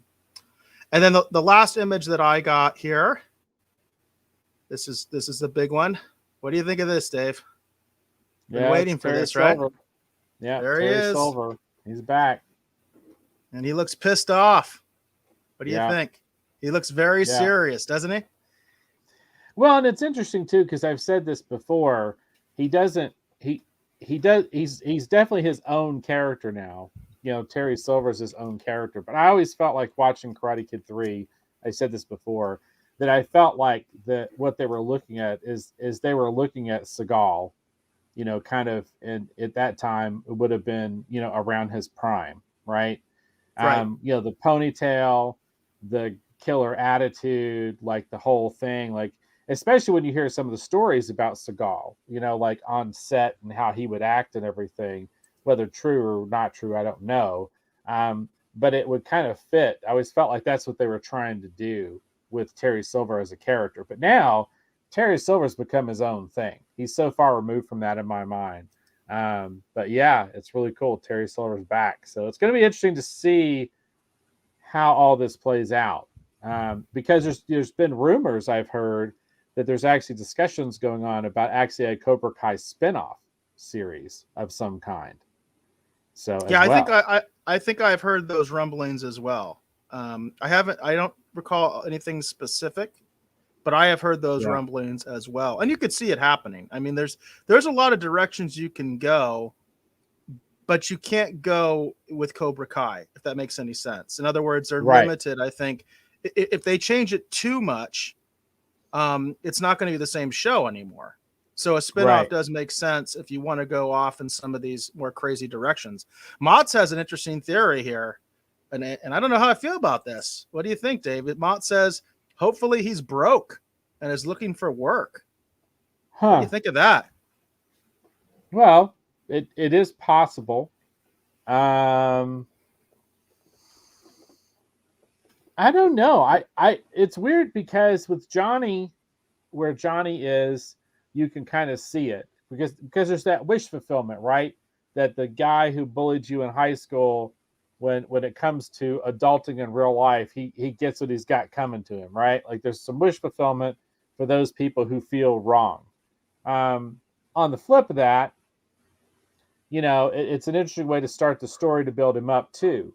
But with Terry Silver, I feel like Terry Silver is more of a threat if he's basically in the same position almost that we saw him in Karate Kid 3. He's bringing money, he's bringing resources, he's bringing a lust for revenge. Like I feel like that makes Terry Silver more of a worthy adversary. Yeah, I agree with you, Dave. And I want to add that one of the issues, and I mentioned this in our review of season 3, one of the problems I have is that Cobra Kai has basically lost every single fight at this point. They keep losing. And if you keep losing, you're not menacing anymore. So they need to do something to give Cobra Kai, a shot in the arm that Cobra Kai is an actual threat. Because right now, I think they're like with Daniel and Johnny together, I'm like, Kreese doesn't have a chance. You know what I mean? I'm like, Kreese already got his butt kicked. You know what I mean? So it kind of, to me, it's like you got to do something to show that Cobra Kai is a menace. And I think this fits the bill. You've got this rich guy. I mean, that's goes right back to Karate Kid 3. And we know the producers of Cobra Kai are very, very faithful to the Miyagi-verse. That's what it's called, the Miyagi-verse. And they look at it, they look at it with more care than J.J. Abrams certainly did with Star Wars. I mean, these guys, you talk about, me having a battleship. These guys have a battleship, and it's with Karate Kid, the Miyagi-verse. They know their stuff. And even something like Karate Kid 3, which is kind of a failure of a movie, not really all that well regarded, they're being faithful to it. And what they're doing is, I think, they're cherry picking the elements that work, and kind of discarding the stuff that they think didn't work. And they're being very faithful to the source material. So I feel that's what he's going to offer. He's a martial artist as well. We now know his backstory, which is very interesting. And the fact that he looks pretty well dressed to me. So I'm thinking that he's got some money, and he's gonna provide some resources to his friend who needs them, because right now Kreese does need some help. Remember, he got his butt beat, so he does need a pick me up at this point. And then Asia says, why does he look like the Phantom Spears are about to appear behind him in this shot? Laugh out loud.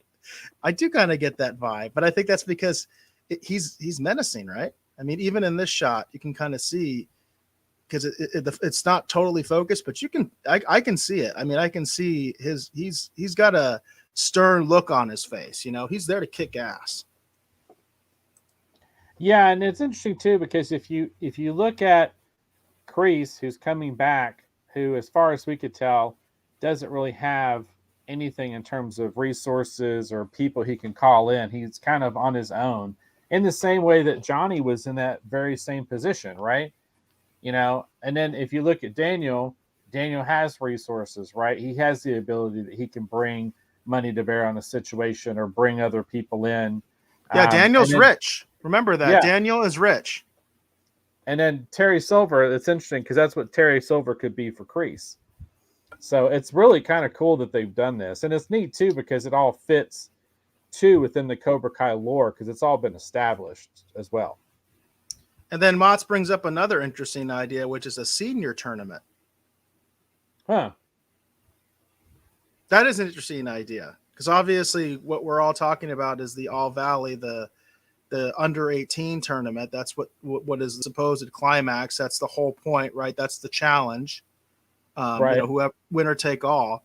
But I kind of like that idea. It kind of would be cool to have like a senior tournament, you know, or a masters tournament, if you will, you know, where where all the adults could beat the crap out of each other. You know what I mean? Well, it'd be interesting too, because it would give Daniel a chance to really kind of settle up with Silver too, like in a very, you know, direct, obvious way. There you go. And then I guess Hollywood thinks it looks like a life insurance commercial. It could. It could also be. It could also be a life insurance commercial. Hollywood's got an interesting beat on that. He is self-proclaimed that he's on fire. All right, there you go. Asia's calling it the Aflac Open. There we go. The Aflac Open. I like it. Yeah. I actually do think that's an interesting idea. I don't think that's what they're going to do, Motz, but I do think that senior tournament would be kind of a neat idea. It could be even like a neat twist, but it's already set up the way that it is. So I feel like they kind of just have to do the All Valley. And then it says, Mott says, loser has to punch wooden people and break them. That's straight out of Karate Kid 3, right? It is. With Daniel destroying himself as he destroys the wooden person, right? Yeah. So and to reference another great martial arts movie, I'll just throw this out there. To reference Enter the Dragon, boards don't hit back. There you go. That's also reminds me of Karate Kid Part 2, right? Where it's like it's Sato, right? Is it Sato or the picture of him?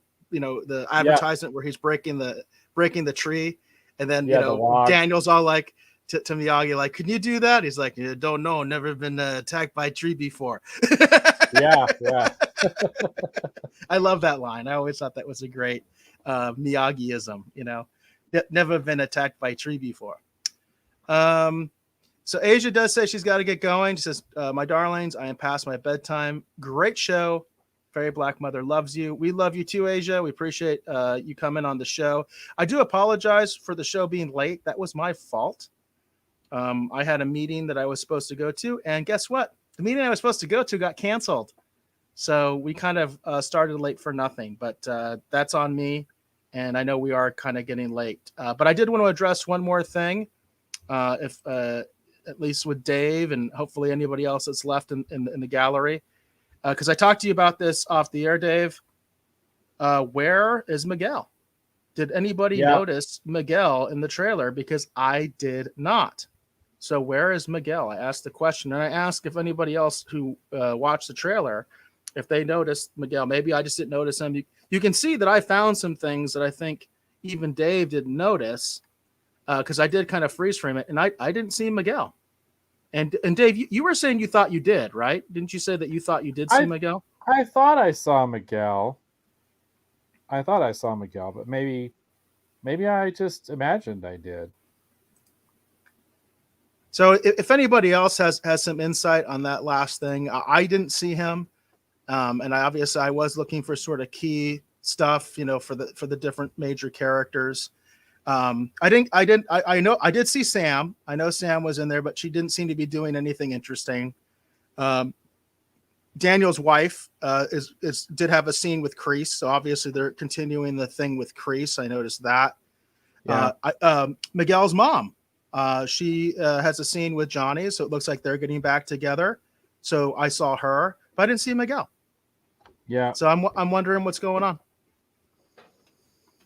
Oh, and that's, yeah, and like I said, I really like Miguel as a character. I really want to see him back. So I'm assuming he's going to be in the season, but there's no telling with this show, because that's like, for example, like what was it? Samantha's friend. I can't remember her name. They pulled her off the show, and everyone's kind of surprised at that, because she was so integral to kind of Samantha's part of the story with season 1. Although I can see a story aspect of that. It's kind of they use it a lot, and it's basically like the idea of like isolating Samantha, right? Isolating the character, taking away her support. We're talking about Aisha. Aisha is the character that didn't return. So I can kind of see where they were going with that in terms of story, right? They wanted to isolate Samantha because Samantha did some really stupid things. I mean, really stupid things. Like she led, Miyagi-Do to defeat.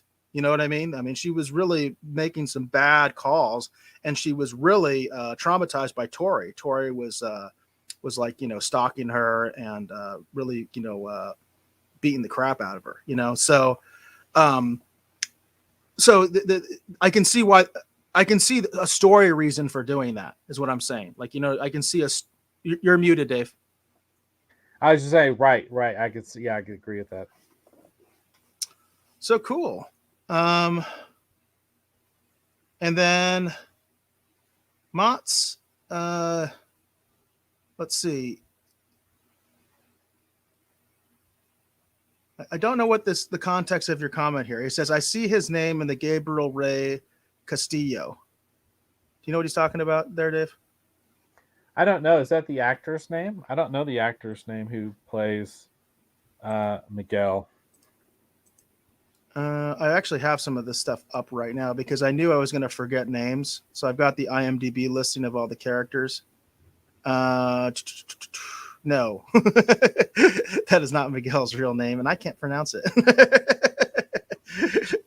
So I don't know what you're referencing there. He says, ignore that. He says, stupid Facebook. Okay. Gotcha. It happens. Typos. Yeah. But again, I guess I'll just leave it with that. Where's Miguel? And does that mean anything? That's the question that I have, does that mean anything that we didn't see him in the trailer? Is there something maybe in his look that's going to be very different, something they want to keep in reserve? It could be as simple as that. Or it could be that, he's not in it very much. I don't know. I'm just putting it out there. All right. Well, there you go. Very cool. Do we have anything else we want to cover for tonight's show, or do we think that's good? I think we covered most of what was in the description. There were some other stories that I, kind of along this line that I wanted to talk about, but we got to the one that Mott's had suggested, and I think that's good enough for now.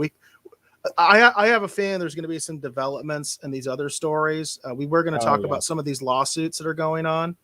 The sort of breaking news with Scarlett Johansson. I guess that lawsuit has been resolved, but there is another ongoing lawsuit at Marvel. And I think there's going to be more development. So we can keep that for next week. Okay, cool. All right. Well, that sounds good. All right. Okay, so we want to thank you for hopefully watching or listening to this episode of the Retro Rogues Live. We want to tell you that we greatly appreciate your patience. Again, this was sort of a test to see kind of how this is going to work. This is sort of the traditional live drawing test, as you all witnessed, and you can see the challenges that come with this. And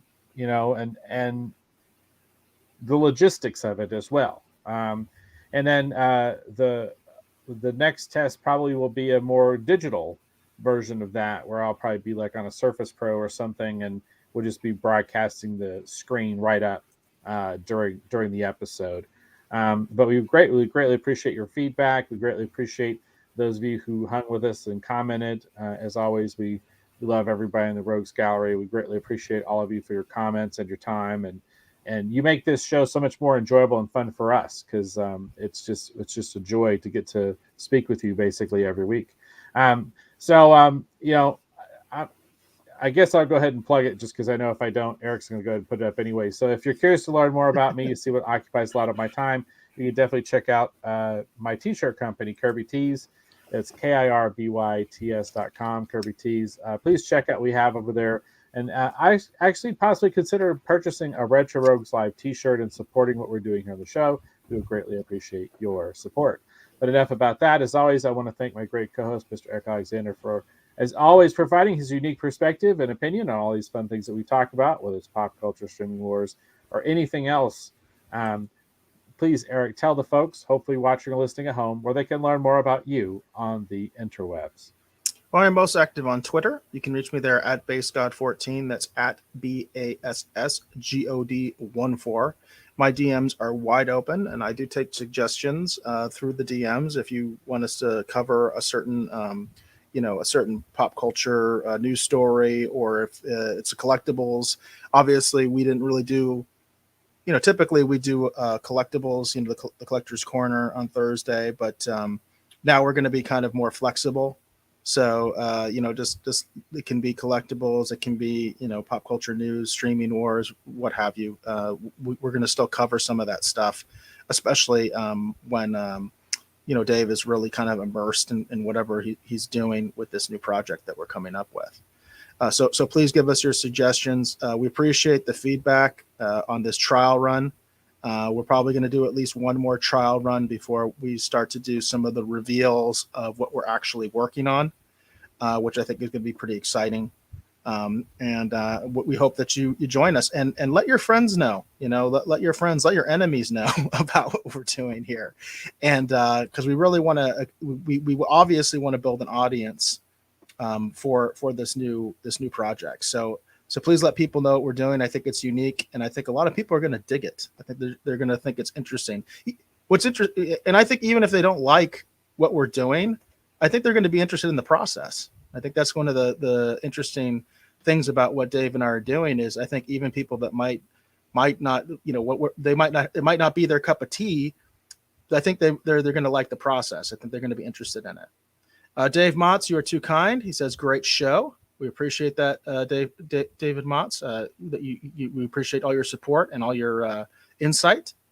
And then Hollywood Jackson says, great show, guys. Are you still doing Sunday?